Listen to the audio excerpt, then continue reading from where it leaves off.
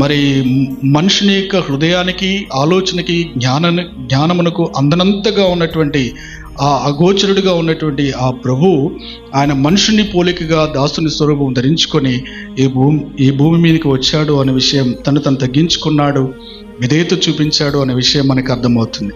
అంటే మనుషులను మనల్ని రక్షించడానికి, పాపములో ఉన్నటువంటి ఈ మనుషులందరినీ కూడా విమోచించడానికి ఆయన ఎంతగా తగ్గించుకున్నాడో, ఆయన ఎంతగా మరి విధేయత చూపించాడో, మనుషుని పోలికగా ఒక దాసుని స్వరూపం ధరించుకొని పరలోకపైక తండ్రి యొక్క చిత్తాన్ని నెరవేర్చడానికి వచ్చాడో ఆ వచనాలు మనకి తెలియజేస్తూ ఉన్నాయి. ఓకే, యేసుక్రీస్తు ప్రభువారు ఆయన మరి శిలువ మరణము పొందినంతగా విధేయత చూపించి తను తగ్గించుకొని మన కొరకు చనిపోవడకు ఆయన వచ్చాడు. ఆయన ఎంతగానో తగ్గించుకున్నాడు, విధేయత చూపించాడు అనే విషయం మనకి అర్థమవుతుంది. అందుకే ప్రభువు అన్నాడు కదా, నేను సాత్వికుడును, దీనము